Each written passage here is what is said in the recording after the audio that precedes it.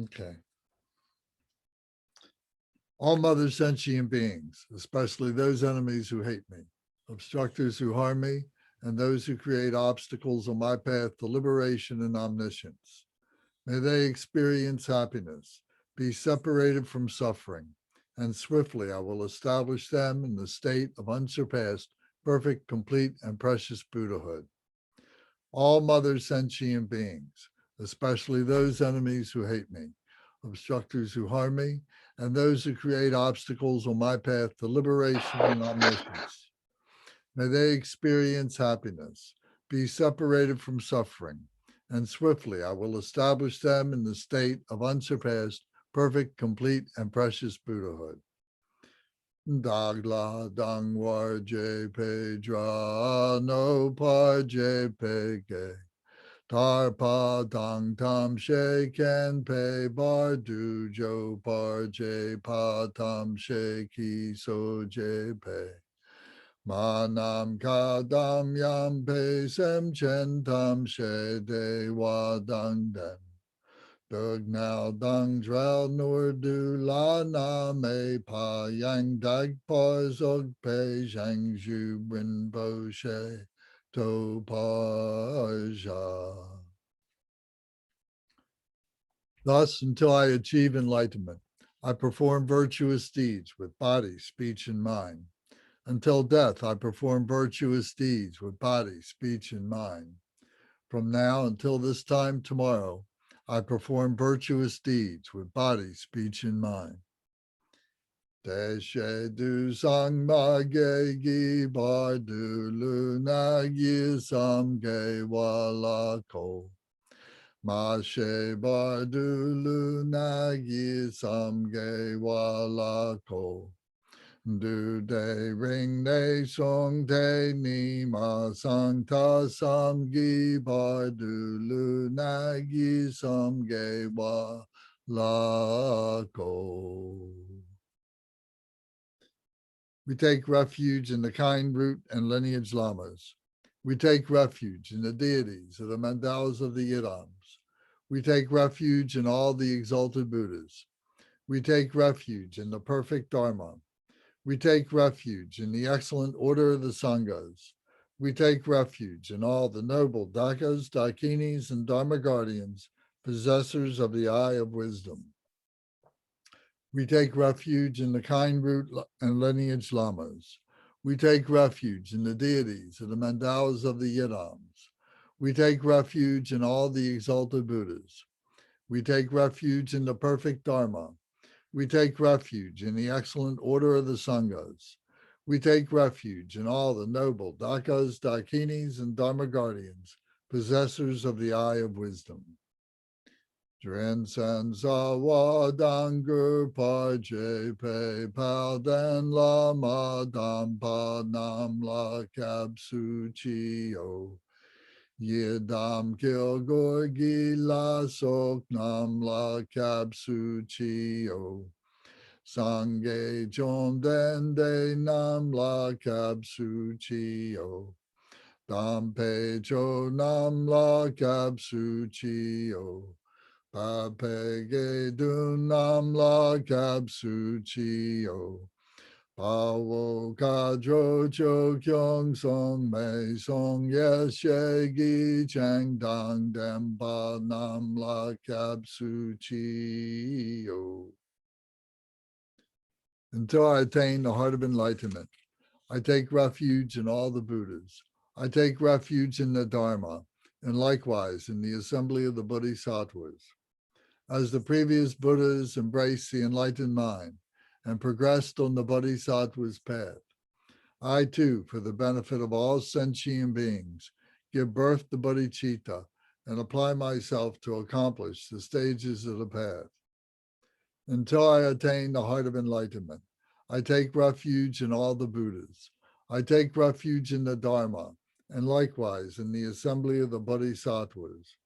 As the previous Buddhas embraced the enlightened mind and progressed on the Bodhisattva's path, I too, for the benefit of all sentient beings, give birth to Bodhichitta and apply myself to accomplish the stages of the path. Shangju Ning Por Chi Ki Bar Sangye Nam La Kapsu Chi Chodang Shangju Sampa Yi So Klang De Shin Kapsu Chi Jitar Nongi De Shegi Shangju Tugni Ke Pada Shangju Sampe La Pala De Dagrim Shin Ne Pata De Shin Drola Pandandu Shangju Samni Ke Gishin De Shin Du Ni La Pala Rinpa Shindu La Parji.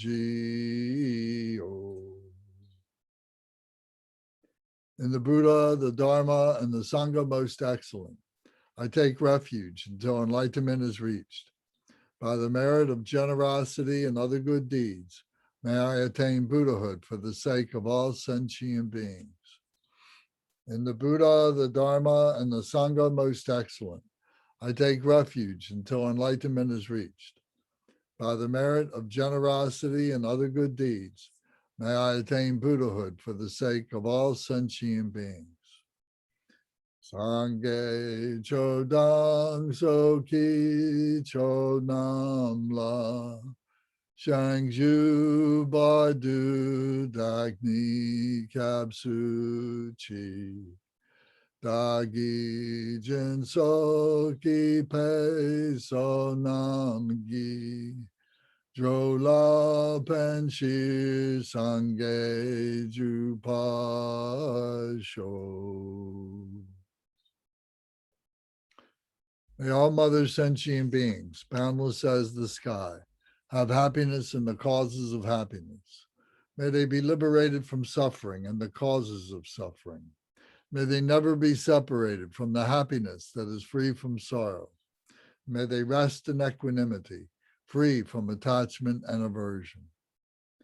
May all mother sentient beings, boundless as the sky, have happiness and the causes of happiness. May they be liberated from suffering and the causes of suffering.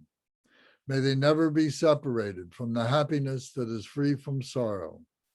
May they rest in equanimity, free from attachment and aversion. Manam kadam yam pe sem chen tam she dewa dang dewe gurdang dempa jorchi.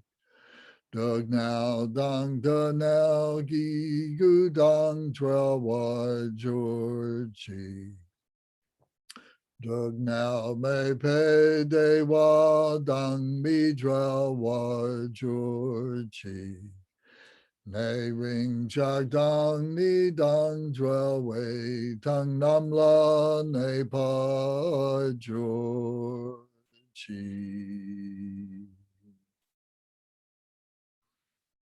Everybody, please sit in the 7-point posture of Varanchana.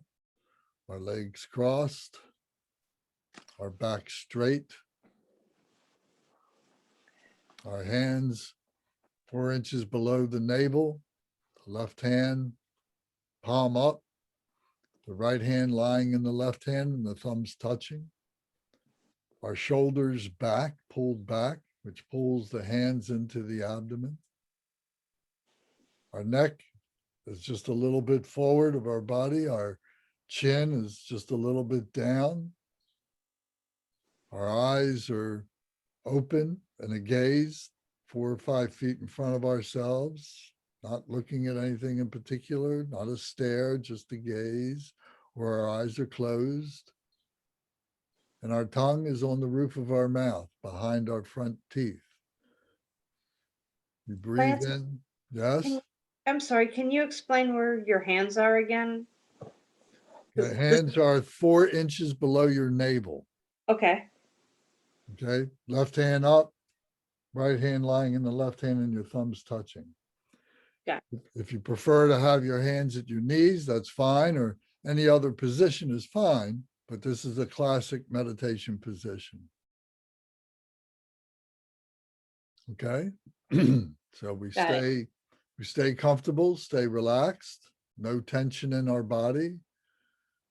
And we breathe through both nostrils, breathing in, expanding our abdomen, not keeping our chest quiet, expanding the diaphragm, which opens up the we expand the abdomen, which opens up the diaphragm, which pulls open the lungs and pulls in the air. So we visualize fresh, clean, pure air coming into our lungs, and we hold that breath.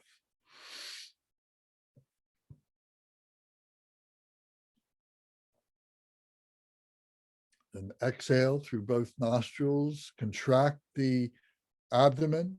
It pushes against the diaphragm, which pushes against the lungs and forces all that stale, negative, dark air out. And we hold that vacant breath.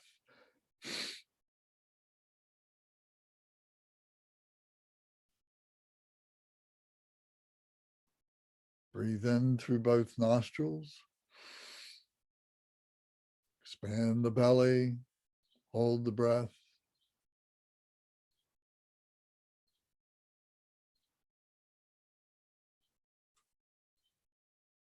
Exhale. Squeeze the belly.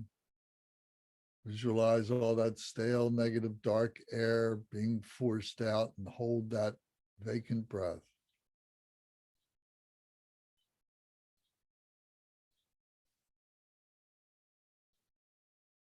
Breathe in. Fresh, clean, pure air coming in. You can visualize it as clear or as white. Hold it.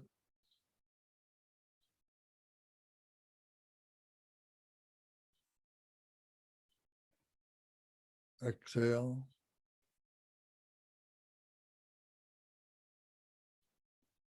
Hold it.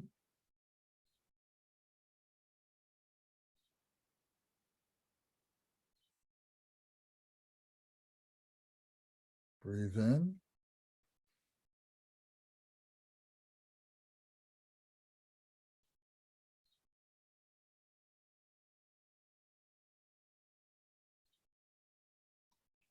Exhale. 4.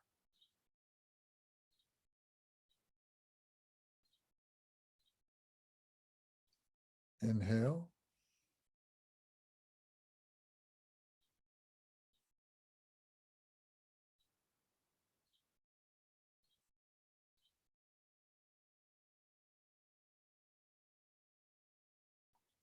Out. 5.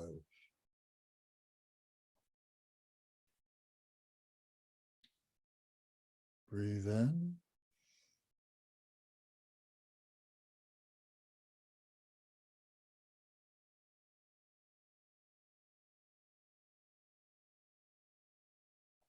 Out.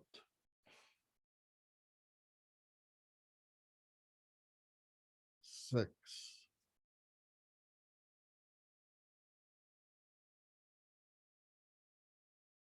In.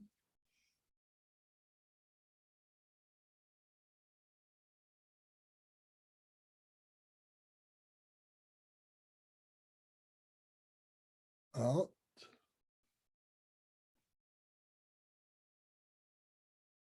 7. Check your body. Keep your back straight. Your shoulders relaxed. Breathe in.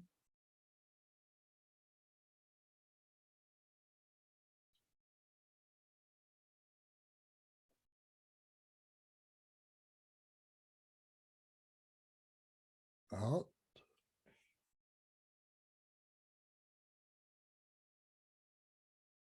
8.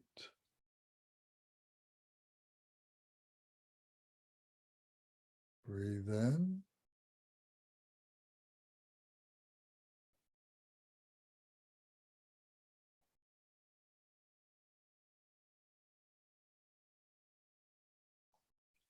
Out.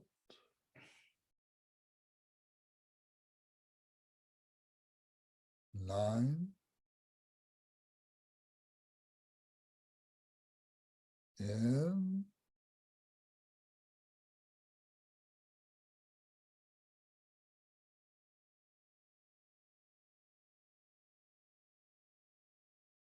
Out.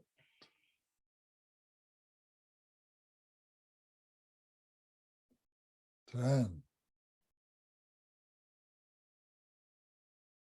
In.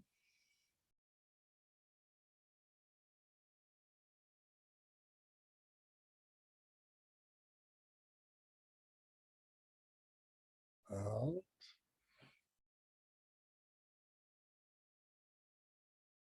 11.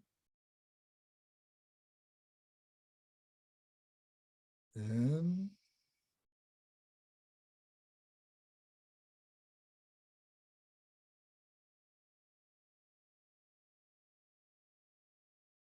Out.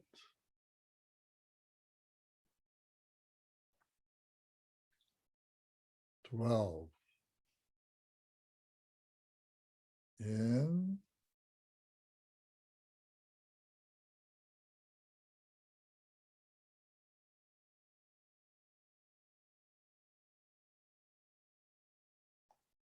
Out.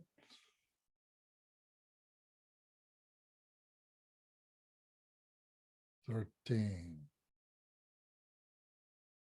In.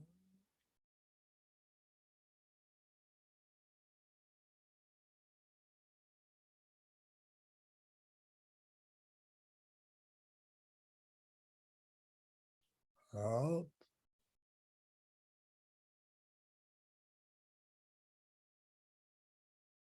14.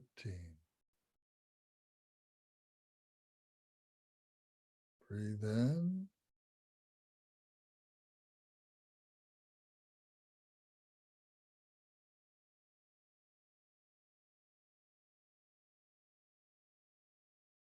Out.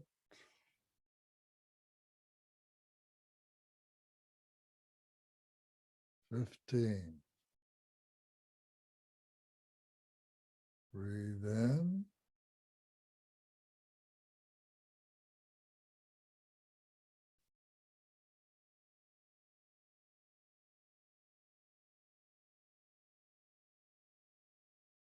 Out.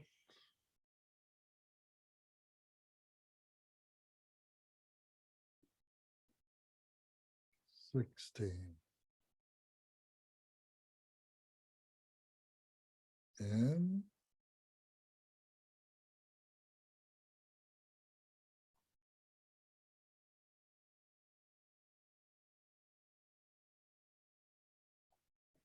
Out.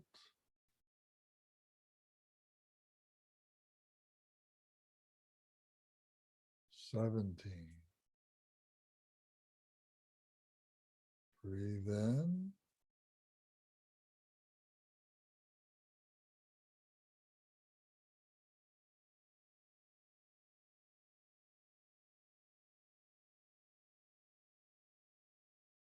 Out.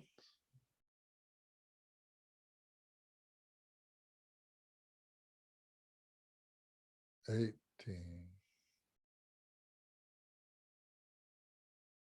Breathe in.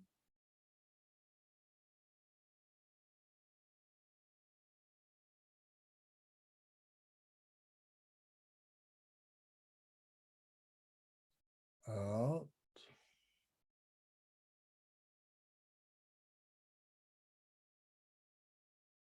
19.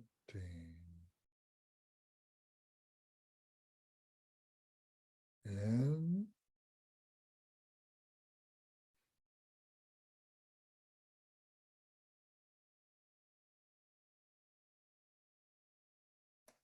Out.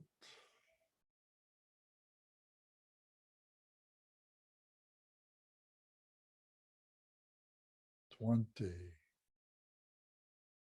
Breathe in one last time, very deeply.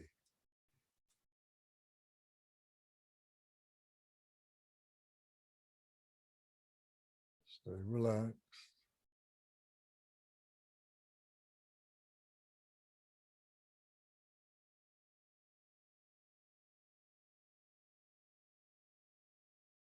out very deeply, very completely. Hold it.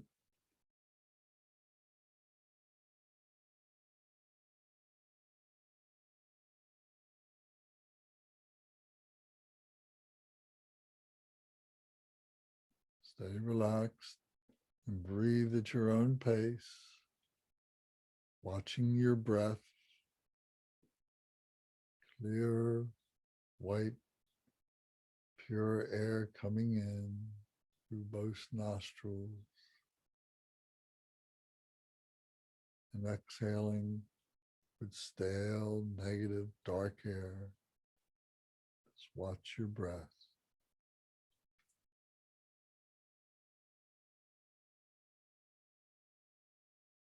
When your mind wanders, just let it go. Let the thought just go and bring it back to watching your breath.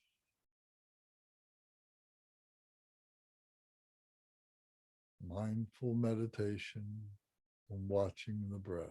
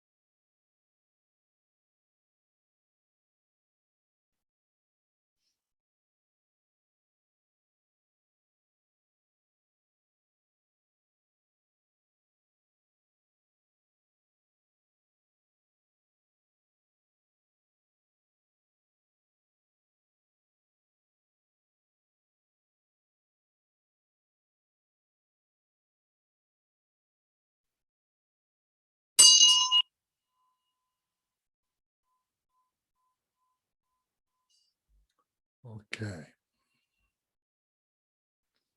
Open your eyes. Anybody have any questions about our opening prayers or about our watching the breath meditation?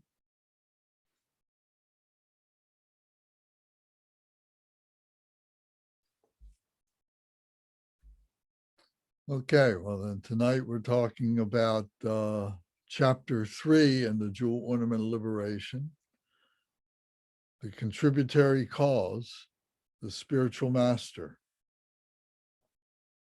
So our first chapter was on the primordial nature, the primal cause, which is our Buddha nature,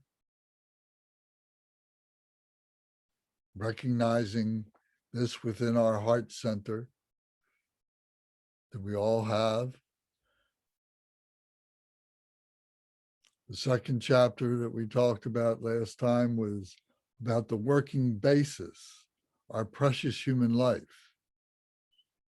that this is what we have to work with to be able to recognize our true nature,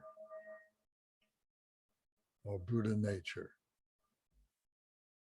We talked about the qualities of having a precious human life, the 8 leisures and the 10 endowments.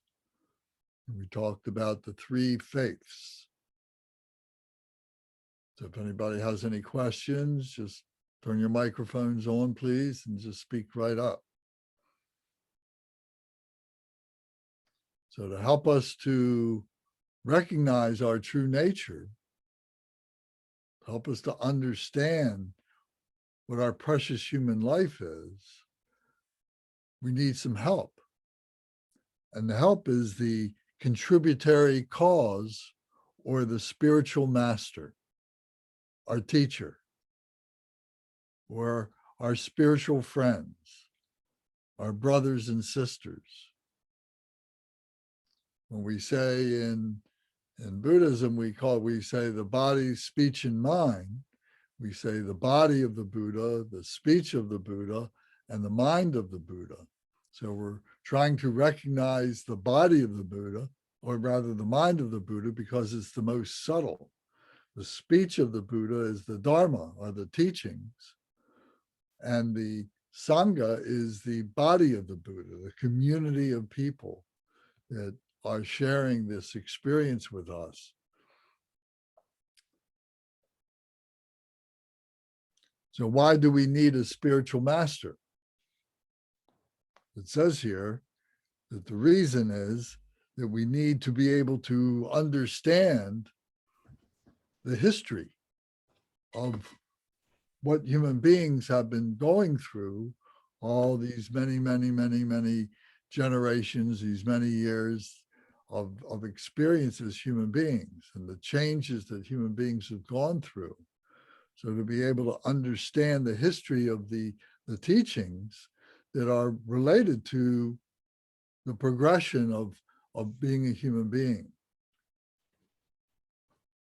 The logic of how this all works, that we have suffering, that we have blockages, obscurations that are created by these obscurations, by these sufferings that we have. So we need to understand the logic. We need to understand what those obscurations are, what the afflicting emotions are, what the subtle obscurities to enlightenment are. How do we remove or purify these obscurations? And how do we gather the accumulations of wisdom and merit? And then we look at these things in terms of similes, because to be able to be precise about what these things actually are is very subtle. And even that the essence of what they are is indescribable, is inexpressible, because it all comes from our true nature, a true Buddha nature that we talk about as the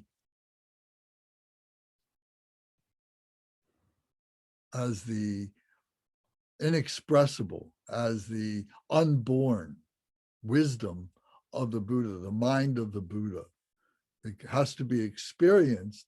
It can't be articulated. So we talk in similes. It's like this, it's like that, to help us guide to be able to have that experience of what that realization, that recognition of what that clear mind is, of what that openness is. So the teacher helps us to do this. If we had to rely on ourselves to be able to do this, would be very difficult. The way for us to be able to recognize the causes of our emotions, to recognize the wisdom that we have that's been all blocked up, that's locked within ourselves, and so on, to purify ourselves without having some kind of a method, without having some kind of an objective instructor to be able to draw our attention to these things. It would take us many, many, many, many more lifetimes than we've already experienced. So by having a teacher in this lifetime, and by inviting the teacher to come in and be able to help us, brings on our realizations much quicker, much faster. We save a great deal of time, many lifetimes, and so on. So there's many teachers. What we are doing here is just an introduction, to be able to understand the vocabulary, to be able to understand the practices at a very basic level, a human level, to be able to understand what the mechanics of these things are and so on. But to really get into understanding the inner meanings requires someone who's a little more thoroughly trained, someone who has spent their entire lifetime in study of the subtle aspects of learning what the of what this true nature is. So by inviting a teacher, a lama, a guru into our lives and asking them to help us is an important part of this process. This is the spiritual master. This is the contributory cause to help us to attain enlightenment, to help us to recognize ourselves. So in terms of the simile, we talk about, that if you have a destination that you want to get someplace that you've never been before, and you maybe you start asking some people, well, I'd like to get to, say, New York, and I don't know how to get there. Would you help me? And that guide may tell you specifically how to get there, but that person may not have been there and may get you going meandering all different ways and so on. But you want to be able to find someone who has been to New York and can really guide you properly the best way to get there. And then maybe there are places to go along the pathway that are very dangerous, very confusing. It's easy to get lost. And to be able to say to that instructor, say, well, can you go with me? You're telling me that there's some difficulty here. You're making me make these turns, do these things. Maybe you can go with me and help me to do this.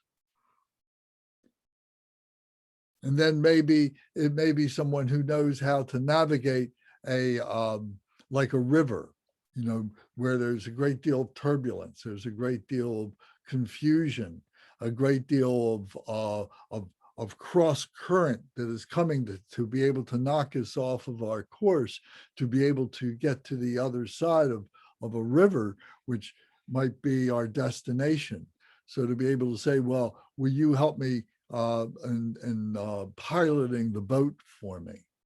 So these are all similes of recognizing that we want to get to some place that is very, very subtle, and that we need the guidance of someone who has been there and has been able to return, or to be able to bring that experience back to be able to share with us. So again, this is the spiritual master.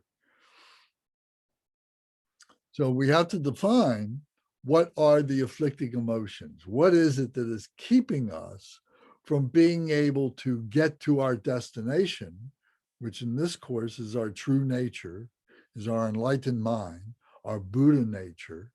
So the first thing that is blocking us are our afflicting emotions, afflictive emotions. So in general, it says here that any defilement or poison which obscures the clarity of mind. So what is the clarity of mind? So the clarity of mind, maybe when we were just doing our meditation, just for these past 5 minutes or so, maybe there was just a moment when you were completely rested, completely mindful, and just peaceful. And there was a clarity there that you might have had just for a moment. Maybe it didn't happen this time. Maybe it happens another time for you. Or maybe it hasn't happened at all. But the point is that it's the monkey mind that is jumping all around with all these different emotions, with all these different thoughts, that is keeping us, that brings us back from having that moment of clarity. So we need to recognize what the causes of those afflictive emotions are. The other thing that blocks us from our realization of our true nature is the subtle obscuration, we say, the subtle obscuration, the subtle blockage of a psychic imprint, which prevents attainment of Buddhahood. A psychic imprint. What does that mean? It means that we think we know more than the Buddha nature that we're looking for.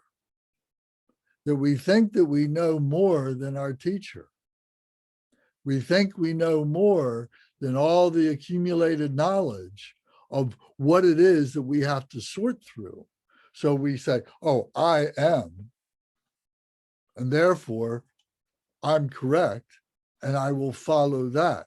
And that keeps us from being able to let that go and open up to be able to have a realization of something that is beyond our human normal ability, through our human consciousness, through the human nature that is the monkey mind, thinking all these afflictive emotions and thinking, oh, I'm the best, I'm right, to have this false pridefulness and so on.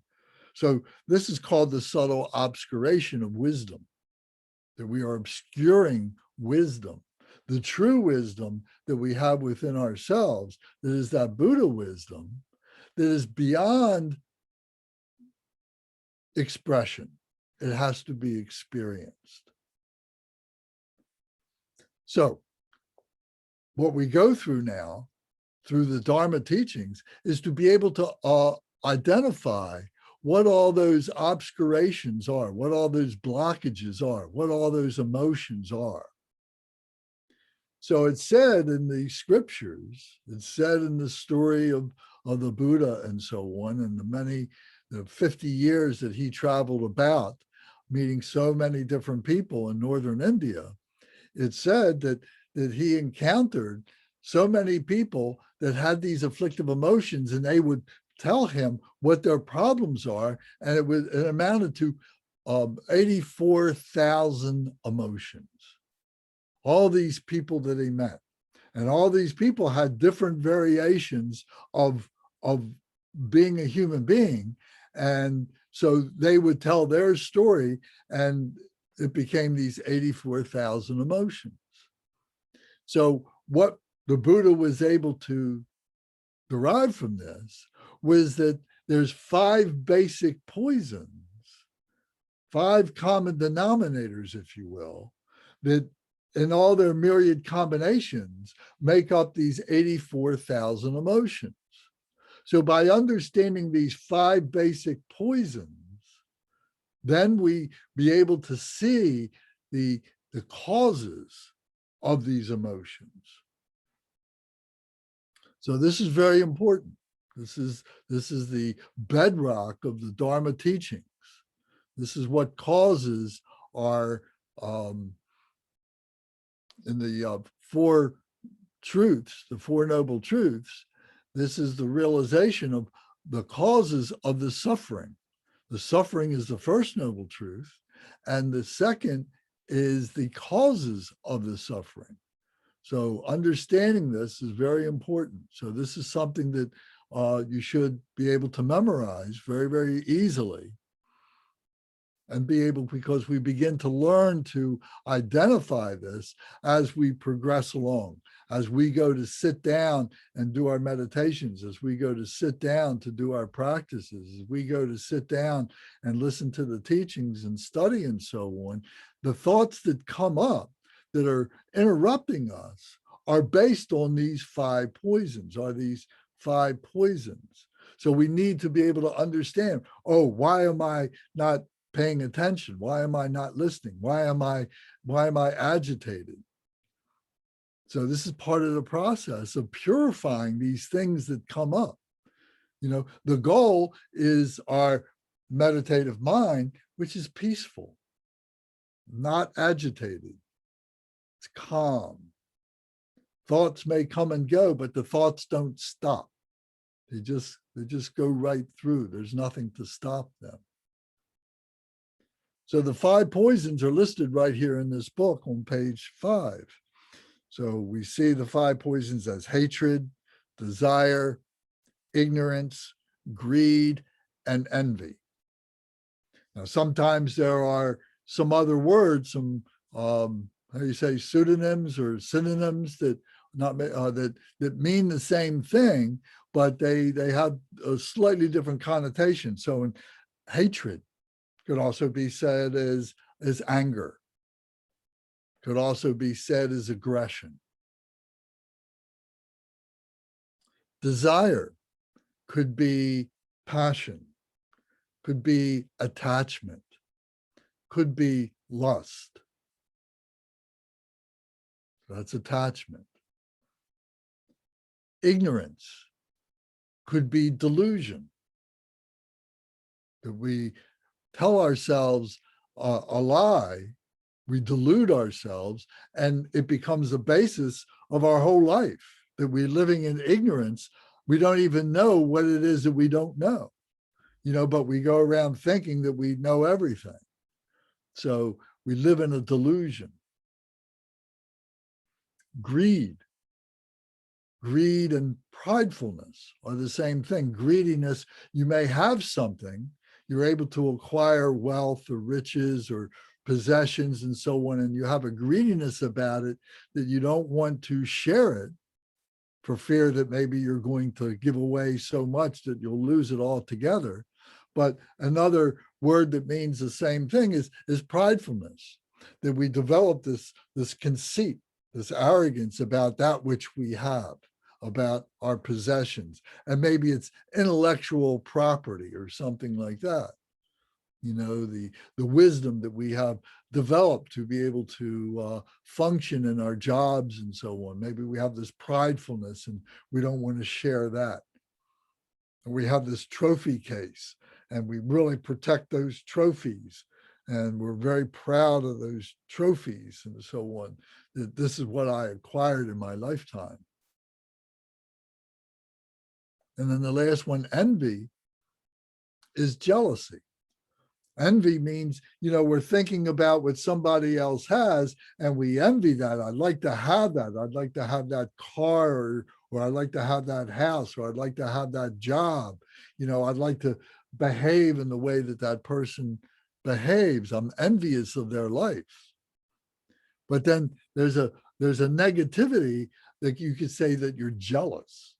And that jealousy stays in the back of your head. It may not be quite forward. You may not be realizing it, but that jealousy manifests as a poor state of well-being, that you think that you're not worthy of having those things that you would like to have. You become jealous of that, and it just eats away at you, and your self-worth begins to decrease, to diminish, and so on. So these five poisons are the basis of the 84,000 emotions, the way in which they build up in so many different ways. So as we move forward, you'll begin to recognize these things yourself if you're paying attention. Why am I not peaceful? Why, if I'm sitting here, what's my monkey mind grasping at? Why is it jumping around? What is it being prideful about? What are my thoughts? What are those things that are disturbing my peacefulness?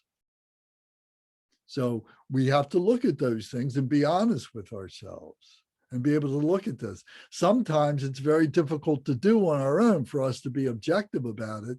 And this is when we need our Sangha. This is when we need our brothers and sisters. This is when we need our teacher.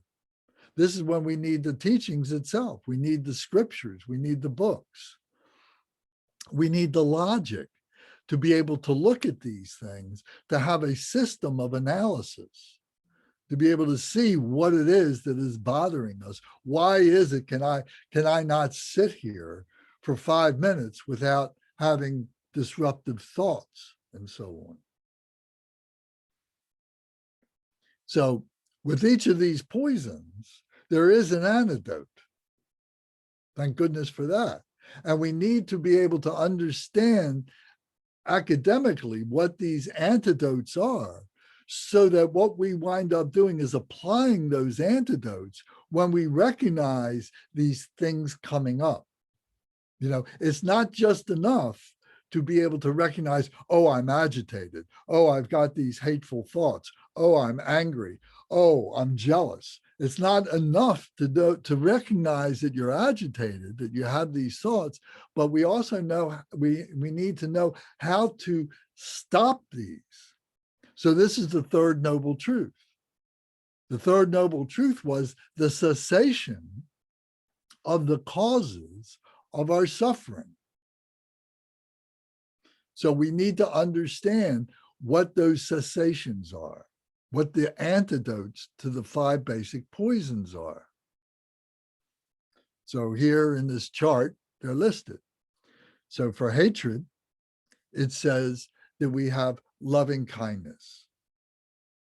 For anger, we have loving kindness. For aggression, we have loving kindness. Instead of being mad or angry with someone, that we step back and we say, why am I being agitated?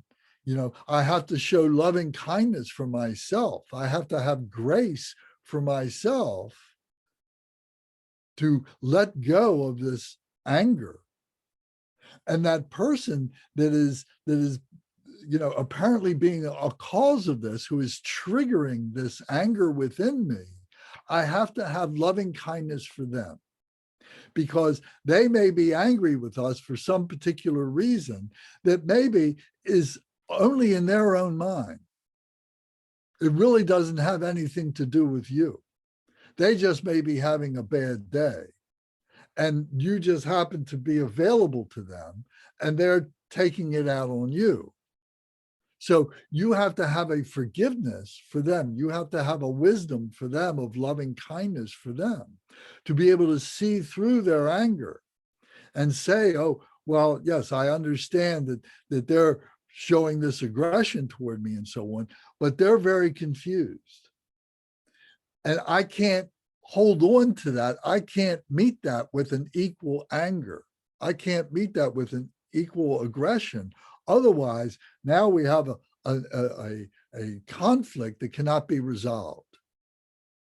So literally, we have to be like something that can absorb that anger and turn it around. Sometimes it's just as simple as being able to recognize the suffering of this person and being able to forgive them and let it go, and not allow that anger to rise up within us. Maybe it's their ignorance. Maybe they're doing something to us, or they're saying something to us which is about their ignorance. And you want to get all mad. You say, why are you so ignorant? Why are you so stupid? And you say mean things to them, thinking that you're going to cure them of their ignorance. But it doesn't. It only backs them into a corner, and it doesn't do anything. The only thing that we can do is to be able to use this wisdom that we have of loving kindness, which is like wisdom, and be able to use that wisdom with compassion, to manifest as compassion, to say, oh, they're ignorant. They just don't know. They haven't been introduced to the truth. Now, I would like to be able to introduce them to the truth, but maybe you don't have the skillful means. Maybe you don't have the ability to be able to do that. Maybe someone is really angry with you. And, in these times, we talk about, that the left side and the right side. And the right side thinks that the left side is ignorant.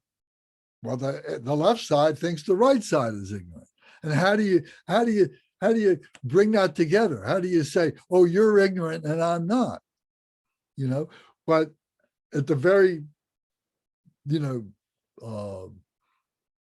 at the very surface of that, we can at least have compassion for them and not make things worse.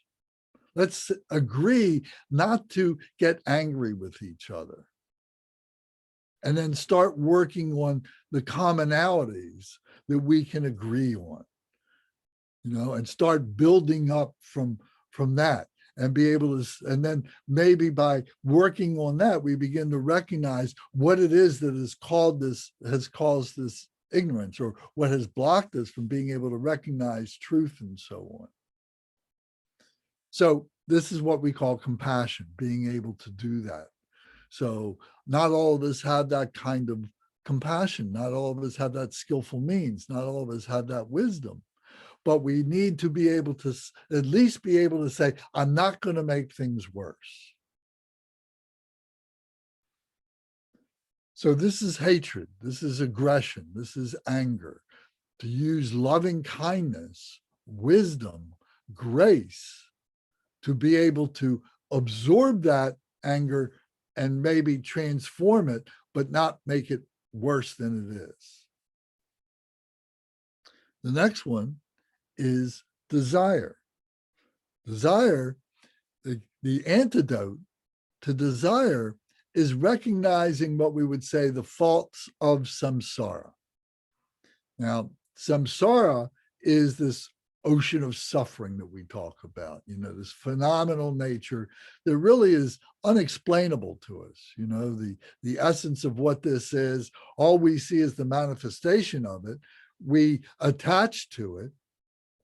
The desire, we have this desire, and we don't understand its impermanence. We don't accept its impermanence. Everything seems permanent to us. Our thoughts seem permanent to us. The reality of these possessions seem permanent to us. And we keep desiring these things and want these things. And then when these things change, because that's the nature of samsara, that's the nature of this phenomenal nature, that things don't stay the same. We don't stay the same. Our bodies change. If we can recognize that within ourselves and see that in others, and see that in all the possessions and things that we have, then we begin to understand the faults of samsara as expressed here as change. So an example in our body is, when we're 19, 20, 21 years old, we seem invincible. Death is the furthest thing away from our minds. We get injured, we recover in no time at all. We do a lot of work, we get tired, we wake up the next day and we're ready for more. Something happens to us, we lose something, we say, okay, I'll go back to work and I'll make some more money and I'll go buy it again or something like that. So we're able to overcome things very quickly when we're young. But as we get older, we don't recover from those injuries quite as quickly. We don't recover from our exercise quite as quickly. We don't remember things quite as easily as we used to. We don't look as healthy as maybe we did when we were 19 or 20. We're not looking youthful. Our skin begins to change. We start getting blotches on our skin. Our skin begins to sag. Our hair changes color. thing, we don't see as well, we have to wear glasses, all kinds of things begin to happen and so on, to indicate to us that this samsara, that this ocean of suffering, that this life that we have is full of change. So therefore, the desires, the thing that we hold on to, that we have to recognize that they're all going to change. So the things that we're lustful about, the things that we're passionate about, the things that we attach to are going to change. So there's no point in holding on to them. We should learn to be able to let it go, to accept the change, to just relax and know that we are in this flow of when we come into this life and we go through these stages of this life and we get to the end of this life and then we let go of this life. And as we do that, we let go of desire. We let go of attachments. So this requires, an objectivity of being able to remove yourself from the intensity of the situation. Much like in hatred, here's the hatred coming at you. Here's the aggression coming at you. You need to be able to withdraw, to be able to get this perspective. The same thing with attachment. We have this lust, we have this passion, we want these things. We need to be able to get this objectivity over this, to be able to see this. So we need to be able to have a technique where we can develop, the time out. I'm going to meditate on this. I'm not going to act on this right now. I'm going to think about this. I'm going to sleep on this. I'm not going to make myself react to this right now. I'm going to let things calm down a little bit. So whether it's anger, whether it's this passion of attachment, of desire, I'm going to let it calm down. So meditation is a way in which we can do that. If we have a strong meditation practice, we know that we need to be able to take a time out. We need to be able to just reflect on this and not let it, be able and not allow our emotion to get the better of us and create a reaction to this. So the next one is ignorance or delusion. So the ignorance, the delusion, that means a not knowing. And there's many reasons why we don't know. The intelligent person would say, okay, I can accept that I don't know. I would like to know. So I need to open myself up to things that I don't know. I need to educate myself. I need to dig in. I need to research. I need to ask other people. I need to talk about this. I need to open up some books. I need to go to where the knowledge is and be able to bring that knowledge in, to overcome my ignorance, to overcome my delusion. So if we are going through physical problems, we might go to a doctor. If we are having intellectual problems, we might go to a school to learn how to do something. If we are having neurotic problems, we may go to a psychologist or something like that to help us to be able to recognize, what these problems are and so on. If we are having spiritual problems about trying to understand who we are, these can't be explained just by our physical. These just can't be explained by going to a university and learning how to do a particular job or something like that. And if we're having our neurotic tendencies, our psychologists can get us to recognize these things, but we need to understand that we have a spiritual body at the same time. And we need to be able to go to spiritual places, to spiritual teachers, to people that talk about spirit, to understand what that is, to open ourselves up to that. And this seems to be a huge problem that we are in the midst of as a people, as human beings are right now. Out of the 7.5 billions of people that are on the planet right now, how many of them are spiritually aware that we even have a spiritual body? And if we had this spirituality, now there may be this commonality, this recognition to help with our physical body, to help with our intellect, and to help with all these tensions that we're having between our physical and our intellectual, and the spiritual may help us to solve some of those problems. So to overcome our delusions of what we think spirit is, we need to understand, we need to look into spiritual training. So whether it's different religions, if it's different philosophies or something like that, we need to dig it out, because that is what overcomes ignorance. You'll read in some texts, they'll talk about this, that teaching is a very excellent way to be able to learn. Because when you are putting yourself in the presence of someone who has asked you questions or something like that, or you have taken on the responsibility of being able to bring some knowledge to people, your knowledge may be in question. You may hear yourself saying something and saying, you know what, that's not quite right. I gotta dig into that. I gotta purify that which I think. Or maybe a student, someone that you're talking to, may ask you a penetrating question that challenges what you think you know. And so a teacher is also a student. And a teacher needs to always be open to the idea that I'm always learning new things. I'm always learning new nuance to things that I thought I knew completely, but maybe in some other point of view that doesn't quite work. But there's another aspect that I need to be able to bring into my awareness, into my consciousness, and so on. So by teaching is part of education. And we need to open ourselves up to that and not think that it's just cut and dry. Here's a teacher, here's a student. There's this permeable membrane between the two.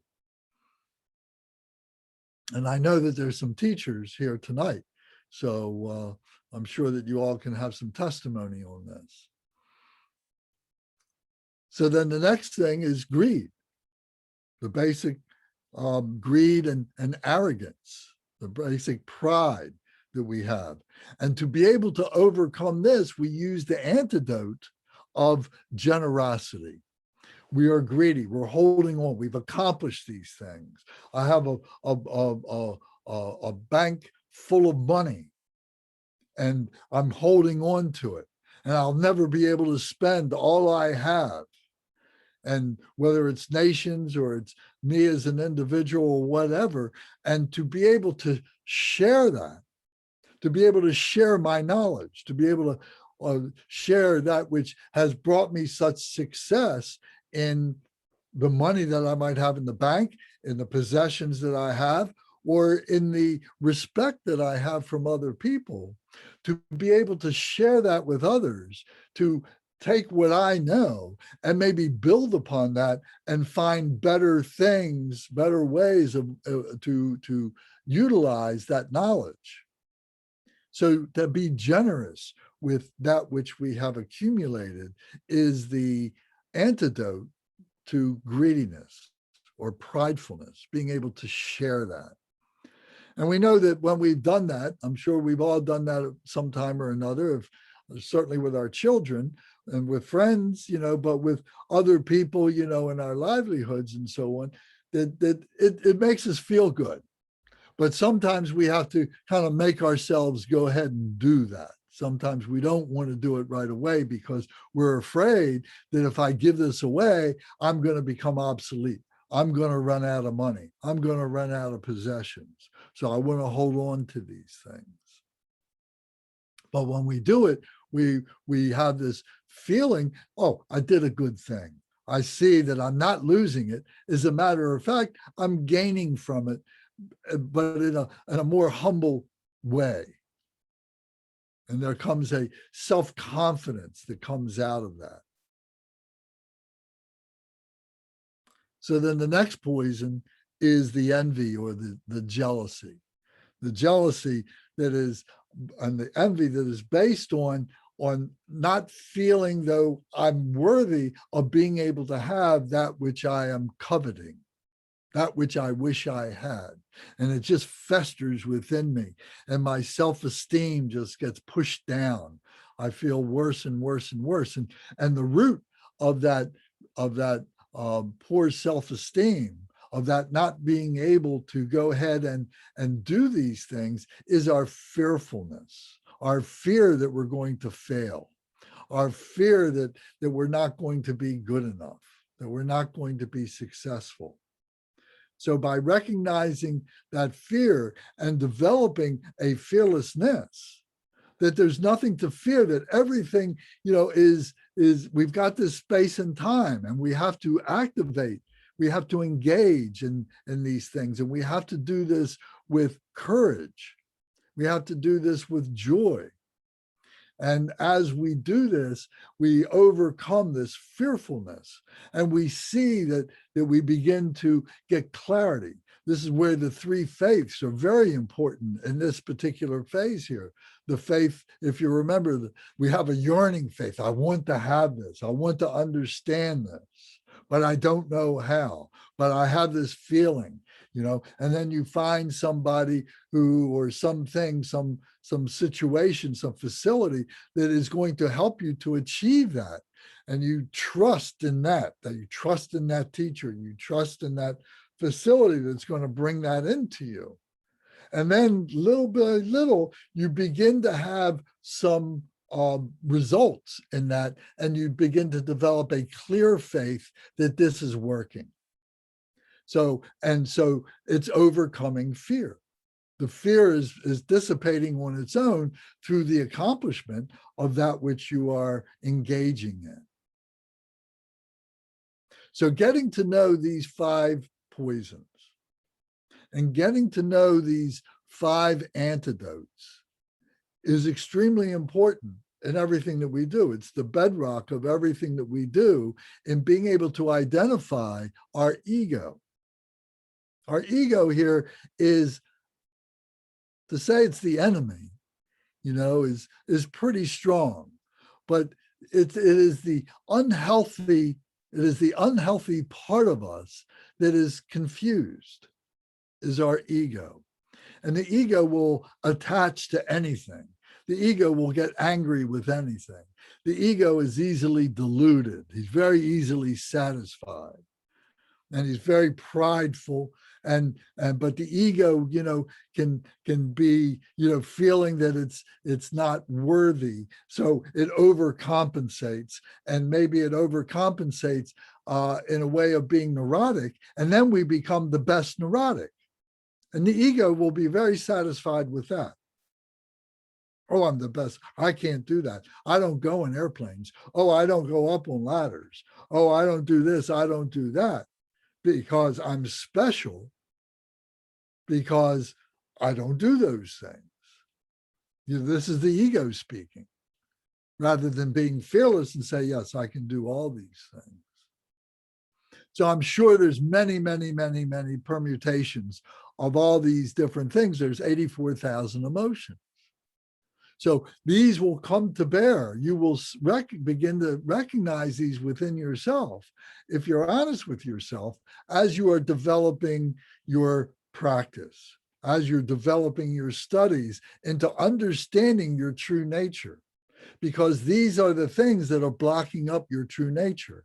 Remember, I've used the analogy many times that you have this diamond nature, this indestructible diamond nature that is within you.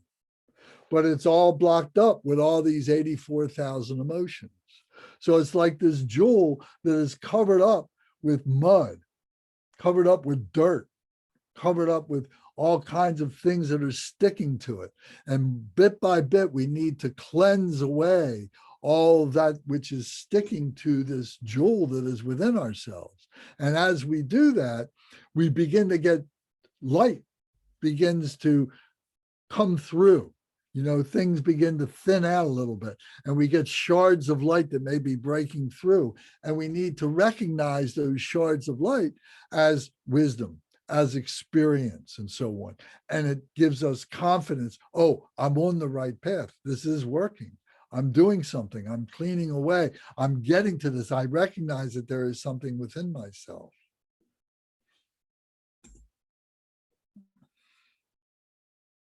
Anybody have any questions or comments about this?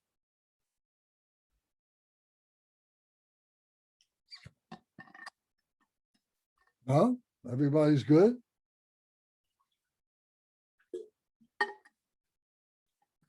Okay. Has everybody recognized this before? Or is this, is this something that you already know?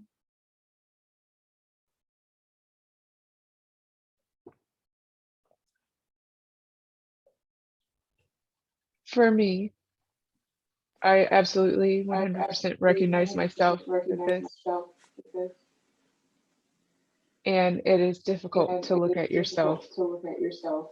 Kate, you may have Honestly. another session open on your No. computer. You may have something else open. That's why that echo is there. That's strange. Okay. Are you hearing the echo? Not anymore. Oh, okay. It went away. Good. I don't have anything. I'm just, Well, I've only maybe used my somebody cell else phone. did. Okay. All right. Well, it cured itself. Very good. So you were saying, I'm sorry, I interrupted you. Only that, yes, I see myself in the 5 poisons. I guess 2 things. It's very challenging. It's very difficult to look at oneself honestly, being able to admit that, yes, all of this applies to myself. There's always work to do. And so could we then summarize in very simple, even more simple terms, that the 5 poisons are related to ego and fear? Of course. And then the 5 antidotes are related to love and faith. Yes. I'm simplifying broad brushstrokes here. And then Yeah. the 5 wisdoms are related to confidence in that love and faith. Well, we're going to get to the wisdoms in a minute. Okay. Thank you. Okay.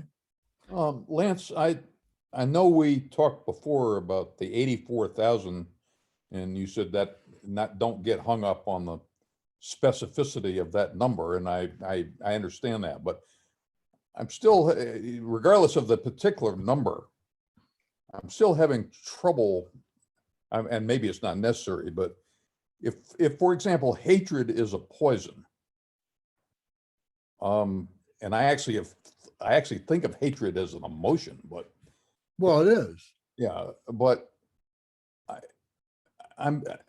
what's an example of an emotion that would come from hatred that is different from hatred itself? I mean, Well, somebody coming at you with a knife because you're a white guy. okay, so they're 84,000, well, however many there are. Okay. Somebody wants to kill you, they're very emotional. Well, they may be, but well, okay, all right. I consider hatred the emotion, and what they're doing is a behavior. I suppose I'm getting caught up in the weeds here. I mean, it's. Yeah, well, the action. I just can't get my mind around that many emotions. What's that? I can't get my mind around that many emotions. Well, that's why it's wise to just basically work on the 5 poisons and just take them one at a time. Now, as you begin to analyze this more, you may find that, they are, intertwined with each other. You may see that there's 2 or 3 that are kind of intertwined with each other. There's some hatred there, but there's also some ignorance, and maybe there's some jealousy there. Right.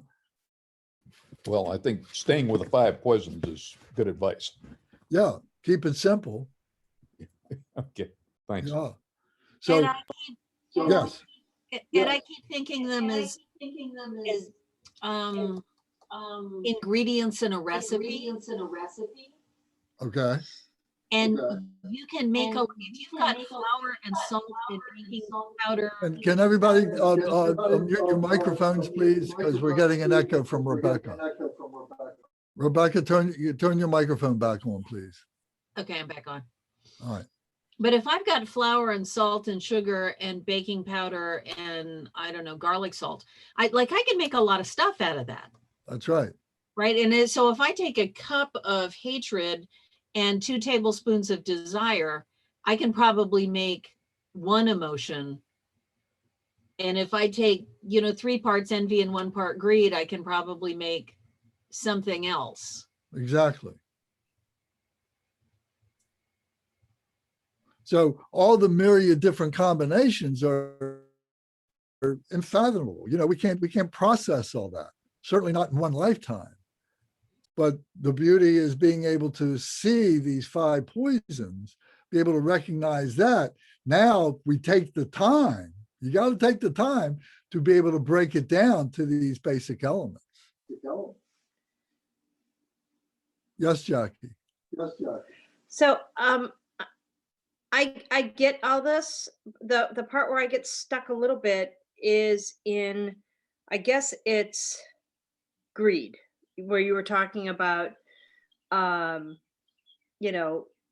wanting, like collecting and not wanting and saving for the future. And I guess where I get stuck is there's a fine line between greed and being responsible. Because if I didn't put money into my retirement account, and if I didn't prepare for the future, then I could easily end up in a pretty bad situation.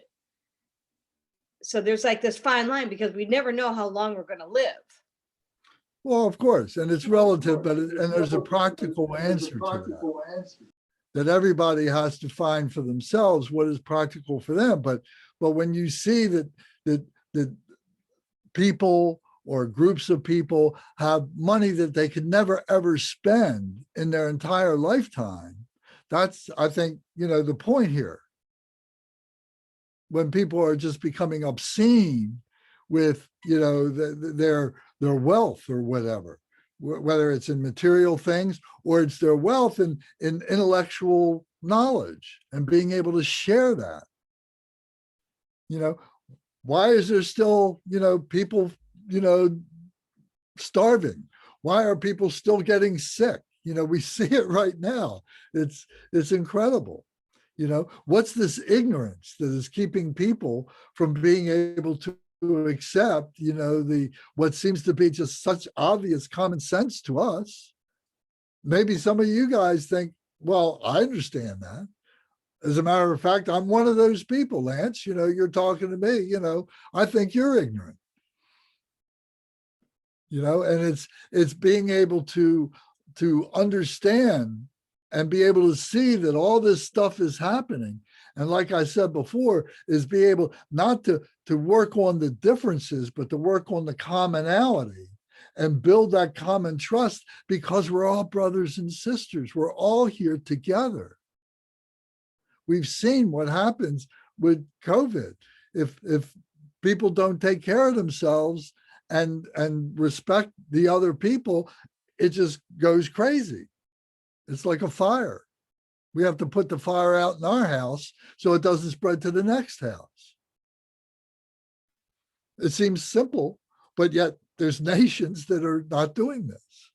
It's an example of pridefulness and ignorance and greediness, all those things combined. Does that make sense? There's many examples of this. So the question was about this wisdom that develops out of this. As we begin to utilize this, and this becomes our life's work, this becomes our work as a human being who puts themselves on the path to awakening. to becoming a holy human being, having a wholly enlightened mind, not just a physical body, not just an intellectual mind, but also a spirituality, puts themselves on that path.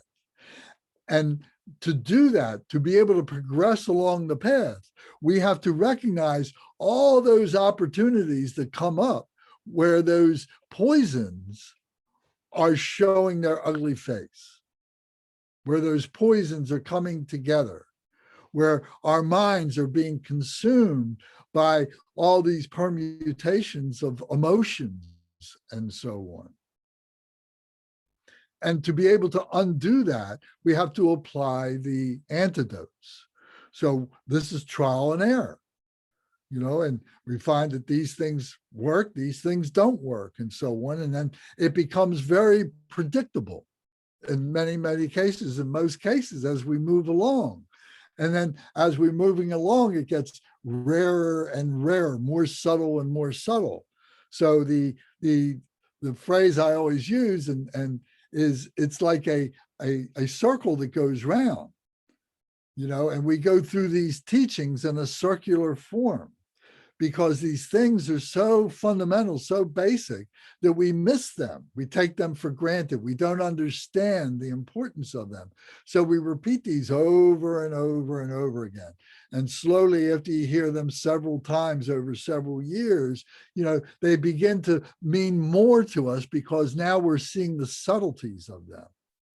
And then we begin to apply the antidotes to them, and we find that we're curing ourselves. We're overcoming ourselves of those particular emotions. So we may hear the teachings, but at the same time, we know that we've dealt with them. We know what they mean, and we're not affected by them anymore. But now we can become teachers to help other people.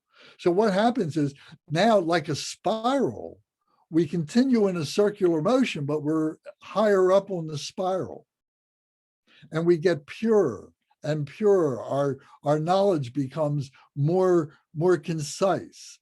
We become more purified in our wisdom, and in our emotions get more and more purified till we get to the very, very, very pinnacle of that spiral.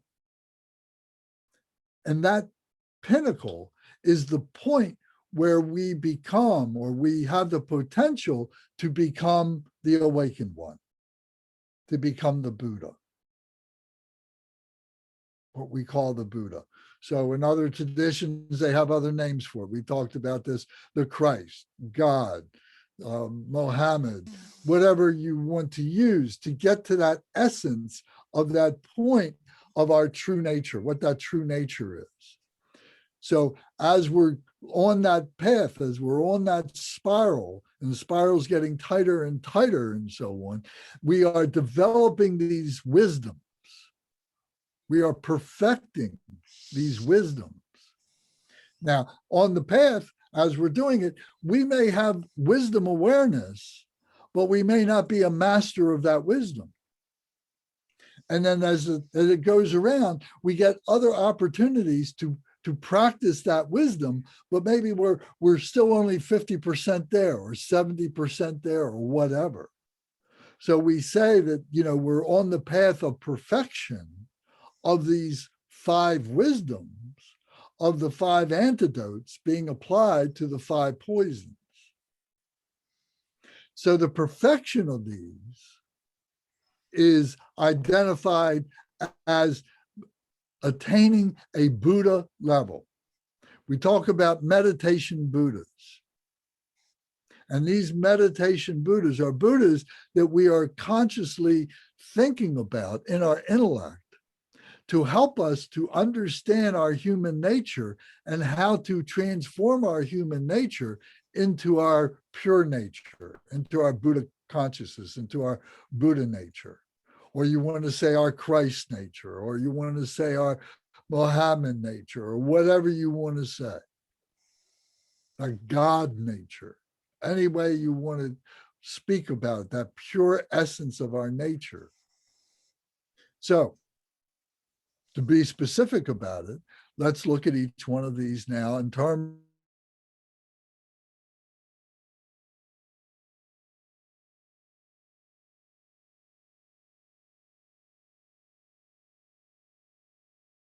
of the mirror-like wisdom. Mirror-like wisdom. Now, what does that mean?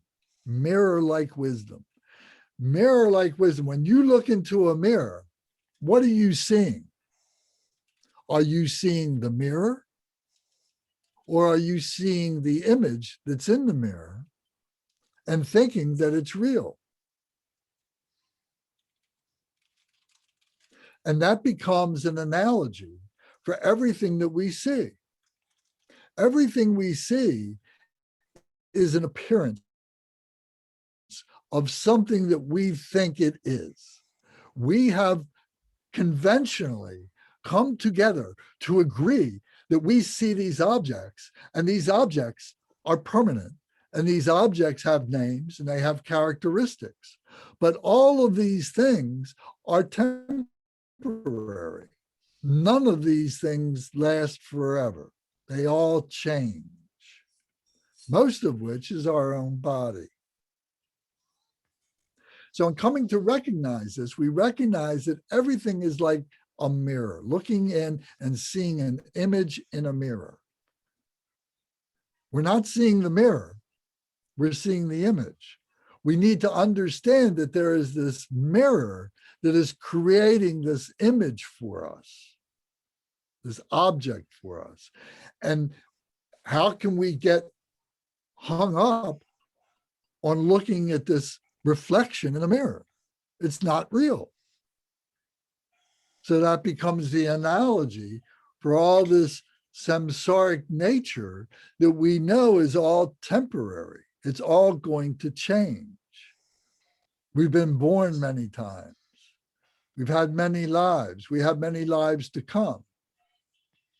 And all these things that we have were all different kinds of objects. They were trees and they were metals that were mined out of the ground and they were transformed into things, or they were sap that became things and that we use and for tires and so on. Everything is transformation of other things and so on, all these compounded nature. So we begin to identify all that compounded nature and see it all as transitory, like objects in a mirror. When we do that, we're able to let go of it, to be able to see the transitoriness of everything, the temporariness of everything. So it becomes easier to let it go, because ultimately that's what we need to do. If we keep holding on to this, we can do that throughout our entire life. But until when our life comes time to be over, now, what are you holding on to?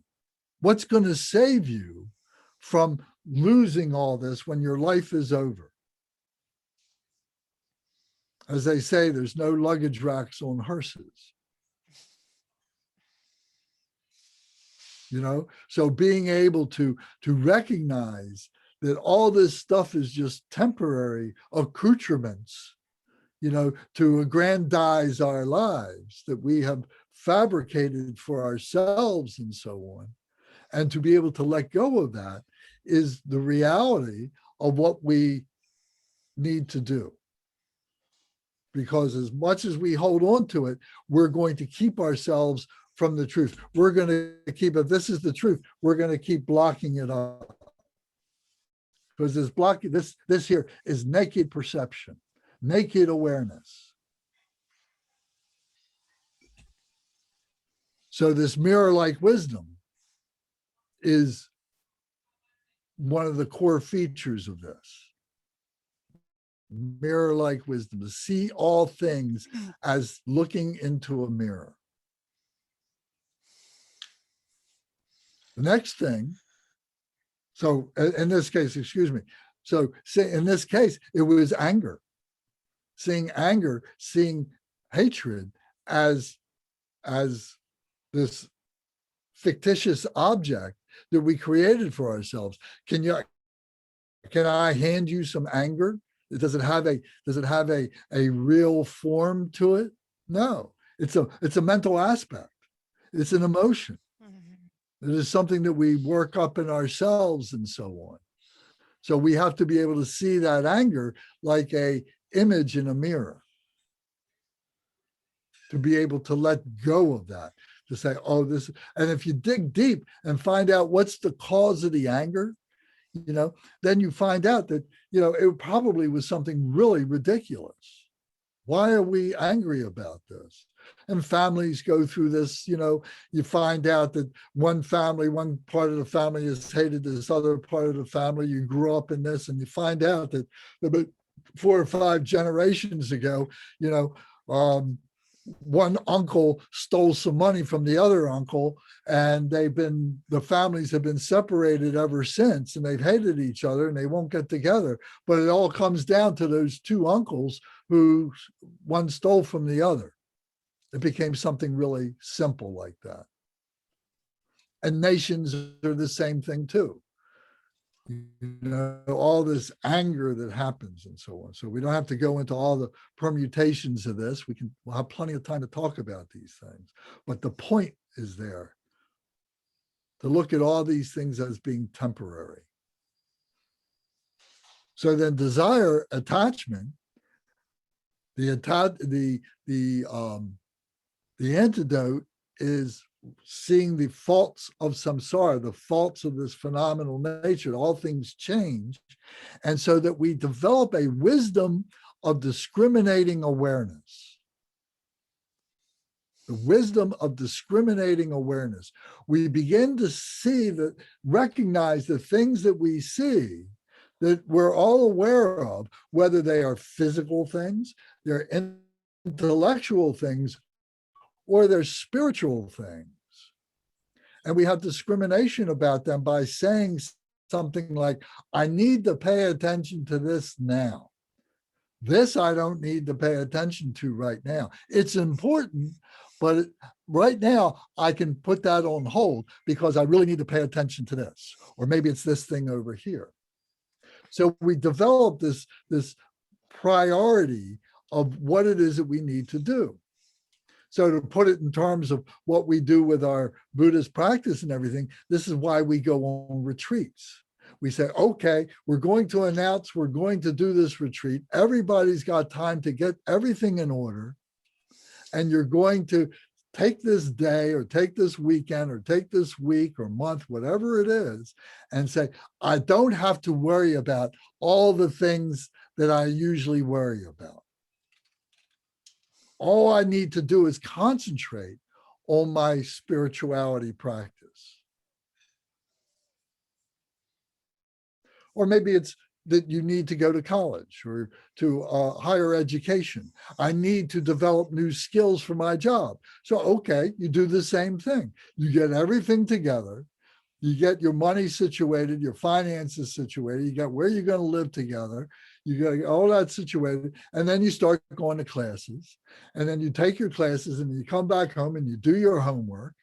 And then you develop that because you have dedicated your attention to this. And at the end, you have a result and you get a degree that you can go out and now you can, earn some money or earn some respect or whatever it is that you want to do from your intellectual endeavor. So it's the same principle that you're using discriminating awareness. We're using it in terms of spirituality. We're looking at it in terms of spirituality. This is a spiritual endeavor that we're doing. So it's the wisdom of discriminating awareness. Sometimes you have to pay attention to the body. Sometimes you have to pay attention to the intellect. Remember the story of the Buddha. The Buddha realized that when he went off into the caves for 6 years, and he became emaciated, that he lost his ability to be able to sustain his body and his intellect. He couldn't think anymore. He could barely stand up and he couldn't meditate. So he was not accomplishing what he needed to accomplish. So he recognized that he needed his physical body, he needed his intellectual mind to be able to accomplish the spiritual meditation that was his goal. So he had to prioritize. I got to get strong. I got to start eating. I got to start taking care of my physical body. Then his intellect came back, and then in time he was able to meditate again. The three worked together. So this is the wisdom of discriminating awareness. The perfection of all these is being a Buddha, is being an awakened one. And there's a Buddha that represents each one of these things. So we'll get to that. So the next one, though, is ignorance, delusion. We talked about that education is the antidote to that. And what we develop is the all-pervading wisdom. What we realize is the all-pervading wisdom, that there is this wisdom, that there is this understanding, there is this reality, there is this essence that permeates all things, that is this all-pervading wisdom. And that to experience that is the way in which it's accomplished. That we can't depend on intellectualization of this. It also has to be experienced. That's one of the things of ignorance. In ignorance, we think we can know. Human beings think they know. Human beings have the capacity to be so arrogant that they know with their intellectual mind. But there is this spiritual thing that is happening that is invisible, that is indescribable, that can only be experienced to be able to bring into our lives, to be able to become a vital part of our lives. So, and this spirit, this spirituality permeates all things. And the scientists are grappling with this all the time, to get down to subatomic particles and waves and all this kind of stuff. And they get to the point of this antimatter and anti-energy and so on like that. Call it for what it is, spirit. And be able to experience as spirit.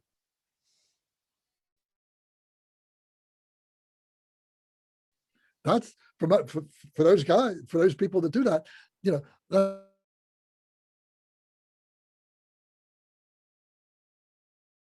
that's a mind blow. And there were leakages where I can't think of his name right now. The fellow who had what was it, MS? You know what I'm talking about.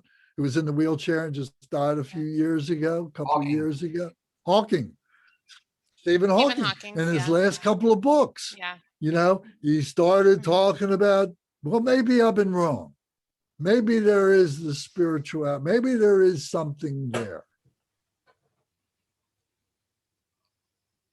Well, there's other scientists who say who are opening up to that too. We've talked about the quantum physicists like Niels Bohr a century ago, who began to look at science and the mind and consciousness and reality, and developed a view that what is not observed can't be there. It has to be there. It has to be observed to be there. Right. It's too complicated for us to talk about, but we talked about it before. Right. So it has to be experienced, So there's many examples of that.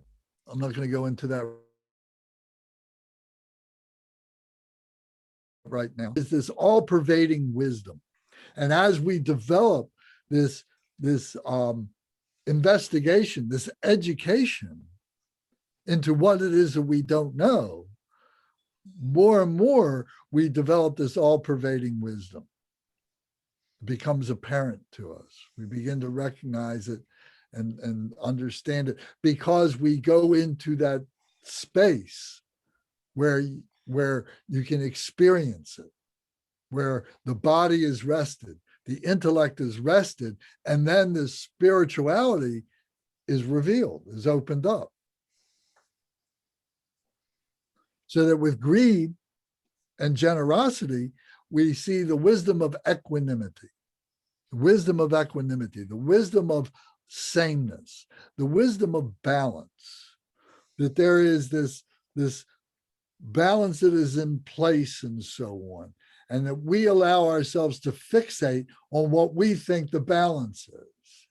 You know, oh, well, if I got this much money in the bank, I don't have to worry about, you know, what's going to happen at this lower level. I've got enough to be able to cushion if things happen here. If the bottom falls out, I can fall a long way and not be affected.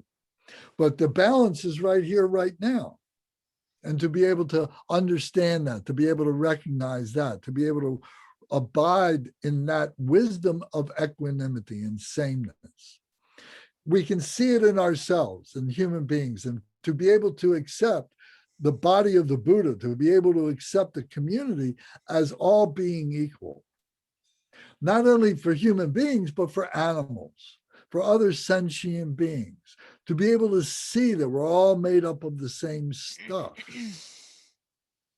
to have this awareness of equanimity, of sameness, that we're all made up the same stuff.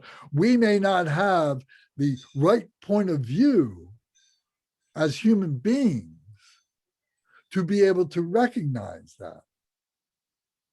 But if we're able to transcend our human nature and catch a glimpse or have a vision of that, now all of a sudden reality has turned.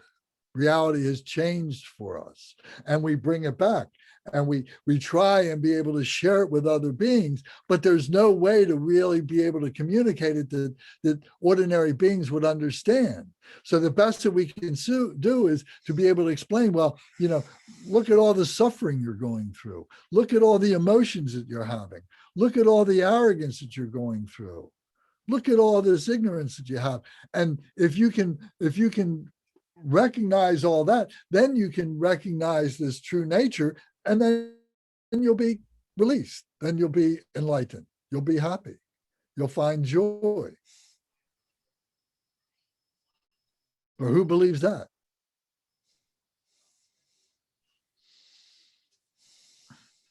So this is the wisdom of equanimity, that we all can be happy. We all can be miserable. There's a balance, you know, and the balance is the transcendence. That's the wisdom of equanimity, knowing that there is this duality, this dual nature that human beings exist in. And this existence is a temporary existence. This duality is a temporary state of mind. If we can transcend that, leave that behind, then we experience true nature.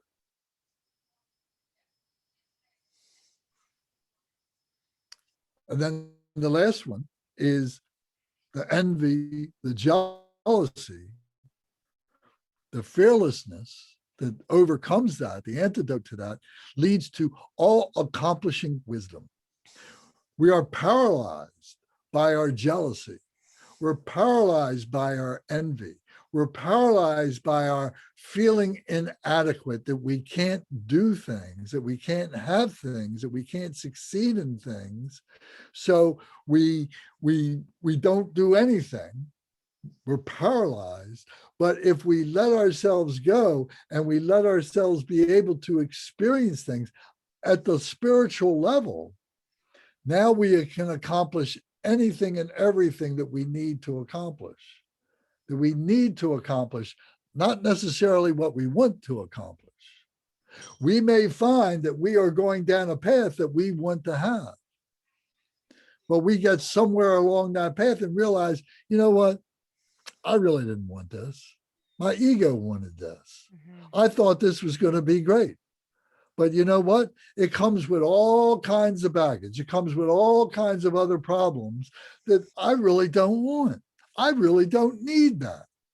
I'm going to stop where I am, back up. I made a choice to go down that path. I'm going to go down this other path, which is the path that I really wanted to go, which is probably a lot simpler, a lot more joyous,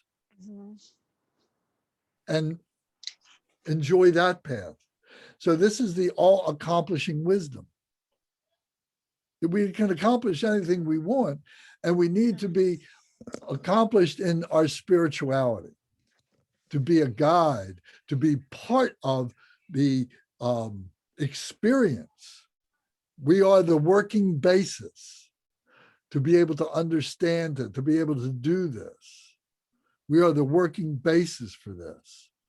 So this teaching is part of the contributory cause of the spiritual master to help us to be able to liberate ourselves from these emotions, from these 5 poisons, through these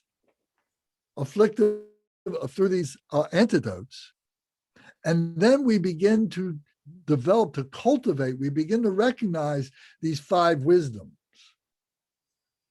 We don't suddenly have these 5 wisdoms. They are the result of purification, as we're going around that spiral.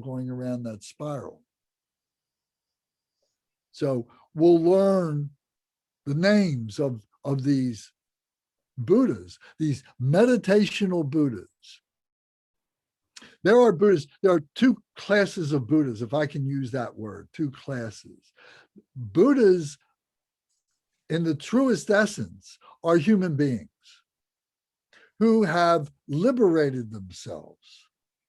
They are thus gone from this samsara, from this ocean of suffering. They have liberated. They may be among us. They may be in a human body. They may be in an animal body. They can take many different forms. They start off as human beings, and as they progress along, they go through the path of being a wholly enlightened being, a bodhisattva, a human being who's on that path going around. But when we get to that level of being having that wisdom, that perfect wisdom, then we say that we have developed this intellectual realization of that particular wisdom. And we become a meditational Buddha, helps us to be able to focus on that as human beings. Okay, it's not so they are unborn. They're not, we give them a form, we give them pictures and statues and so on, so that we can become mindful of them. But they are not divine. They are not expressions of some supreme being or something like that. It's not like that. They are the perfection of being a human being and going beyond being a human being, letting go of being a human being. So the meditational deities help us to recognize that. And the thing that differentiates the meditational deities are their enlightened activities. The way in which they are taking the true nature. This is made up of Bodhichitta, the holy enlightened mind. We've talked about that many times now. Loving kindness, compassion, joy, and equanimity. That Bodhichitta is what is all these Buddhas and Bodhisattvas, is their essence. It's our essence. But for us, it's blocked up. We need to open it up. We need to remove it, remove the blockages. So this teaching on the 5 afflictive emotions is the first step in being able to do that. So going back to the 4 truths, the 4 noble truths, this was showing us the cessation, how we apply the antidote to the causes. So that's the 3rd of the truths. How we do that, what's the cause of the cessation, is the 8-fold path that we talked about. Having the right view, having the right resolve, having the right speech, the right conduct, the right livelihood, the right effort, the right mindfulness, and the right concentration of all this, the right absorption of all this. So it's a daily, it's a constant evaluation of who it is that we are, what it is that we're doing. And what will be revealed is our ego and our true nature. So is our ego Lance? Is our true nature Lance? What kind of a name you want to give it? You know, just being able to understand it. You know, this true nature has a gazillion different names. I could say it's Rebecca. I could say it's Michael. It's Thomas. It's Curtis. It's Jackie. It's all of us is our true nature. But you can also say that which gets in the way is our ego. And that's Rebecca, that's Michael, that's Curtis, and that's Jackie and everybody else. So we have to be able to have a system. And that's what this is. This is the contributory cause, the spiritual master, which is those who have been to enlightenment and back. Or the enlightenment hasn't left them. The genius of Shakyamuni Buddha, who was born Siddhartha Gautama, his genius was to be able to devise this system, this teaching system.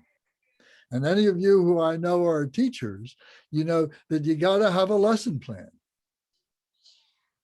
You got to have a syllabus. You got to have a curriculum or curricula. You got to have a whole plan about how to become educated and so on. And many people have come together to be able to create this in the schools and so on. Well, the Buddha did this, and it has been expounded on and maybe tweaked a little bit, especially for contemporary people by the masters and so on, to make this the Dharma teachings, the speech of the Buddha, the Dharma teachings. It's not exclusive. There's other paths by other great masters, but it is very articulate. It's very accessible, and that's what we're working on.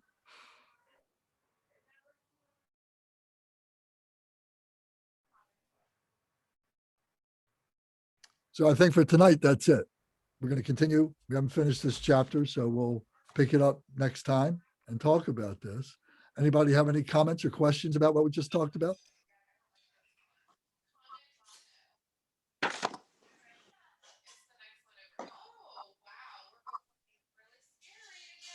No? Zara is off having a party or something. I'll turn her microphone off. Okay. Was this helpful? I gotta ask Ed. You know, Ed, you've been through this maybe a second time now. What do you think?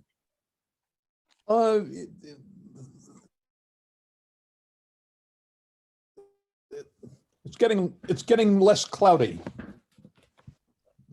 It's, you know, I do have a thought. I don't want to hold people on for this because it's a little, I mean, maybe I wanted to describe what I'm hearing about Buddhism with in educational terms, since you brought up teaching a couple of times. In university courses or any classes, there is a distinction between what is received knowledge, which is knowledge that, from my standpoint, somebody else has, and that person or a book passes it to me, and then I have it. But then there's something called, there's a term called constructed knowledge, where I have to take the received knowledge and I have to interpret it and enhance it through my own experience. And that's, I think, what you keep emphasizing here.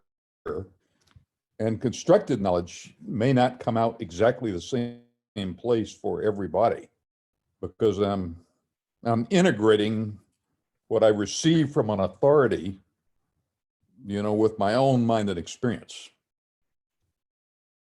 And so constructed knowledge is very individual, and received knowledge is a foundation that you use to develop your own constructed knowledge, which may be quite individual. Yes, that's right. And that's why, like these 5 wisdoms that are specified here in this particular case, it's these enlightened activities of these particular 5 Buddhas that are perfected through these things. But there's many other things. There's other things that are still happening. There's the other 484,000 emotions that require other wisdom to be able to deal with those. And we have mutual respect for all those things and see all those things as expressions of bodhicitta. That the least common denominator of all these things is bodhicitta, loving kindness, compassion, joy, and equanimity.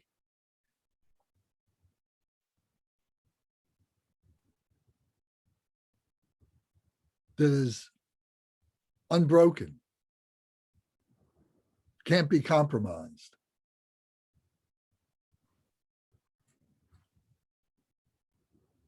So yeah, in spirituality, in the biblical sense, they talk about it as the gnosis. You familiar with that? That word, the gnosis? To know, but not to know vicariously, but to know through your own experience. And that's what the Buddha said, I can't give you enlightenment, but I can tell you how I attained enlightenment, and you have to walk your own path. You have to walk a path to be able to get there. I can help you with mine, but you can walk your own path. And when we get there, like you're pointing out, there's different permutations to it as human beings would relate it. As human beings would relate it. How would Buddha relate it? Would Buddha see it all as the same thing? We're seeing the way you described it, you're seeing it as this, as this human experience, but we're transcending our humanness. Is that possible? Do you think that's possible, to be able to transcend your human nature while you're in this body? I think it's possible in glimpses, as you pointed out. In the beginning, it's glimpses, but can it become a vision, and can it become you become the embodiment of that reality? Well, I'd like to hope so. Okay. Michael, you had your hand up before. Did you have a comment? No? Okay. All right. Well, then, unless somebody else has something that you want to talk, I know we've gone a little bit late, as we usually do, but we shall do our dedication, which is always very important.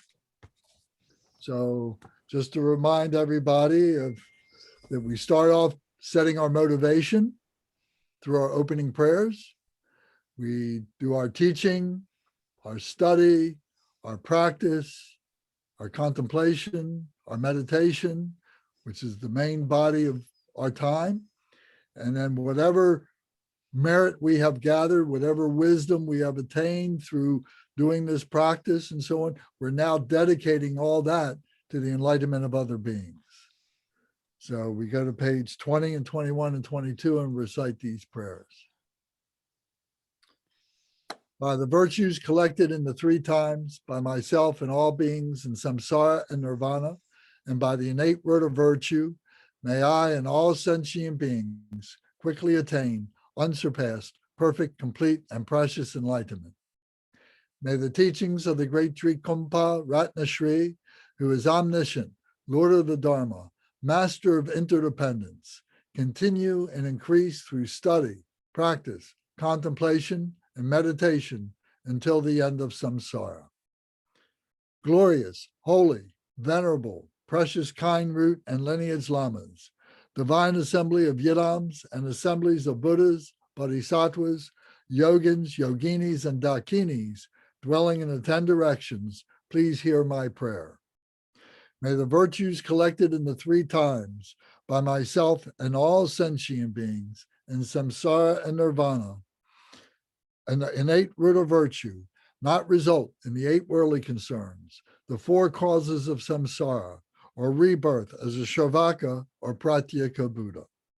May all mother sentient beings, especially those enemies who hate me and mine, obstructors who harm, misleading Maras, and the hordes of demons, experience happiness, be separated from suffering, and quickly attain unsurpassed, perfect, complete, and precious Buddhahood.